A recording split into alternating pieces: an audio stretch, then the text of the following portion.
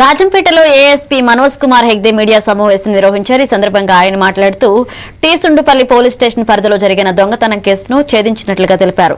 ఈ కేసులో ఒక మైనర్ బాలుడు ఒక యువకుడిని అరెస్ట్ చేసి వారి వద్ద నుంచి సుమారు 16 లక్షల విలువైన 110 గ్రాముల బంగారు ఆభరణాలను 11 గ్రాముల వెండి వస్తువులు 9,990 నగదును స్వాధీనం చేసుకున్నామని వెల్లడించారు.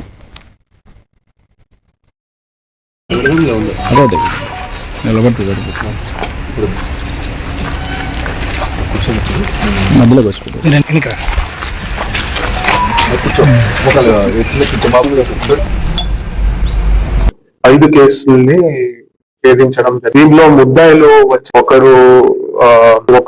ఒకడు వచ్చేసి సాంబశివ, కోటకొండ సాంబశివ అనేది అతనికి 19 ఏళ్ళు. ఇంకొకడు వచ్చేసి చట్టంతో సంఘర్షణ పడిన బాలుడు, అతనికి ఇంకా 15 సంవత్సరాలు. అతన్ని జ్యువెనైల్ జస్టిస్ బోర్డ్ కి అందజేయించడం జరిగింది. అలాగే దీనిలో మొత్తం కలిపి 4 హౌస్ బ్రేక్లు జరిగాయి.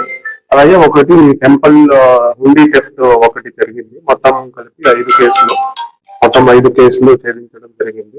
దీనిలో బంగారు విలువ 110 గ్రాములు, అలాగే వాటి విలువ 5,42,000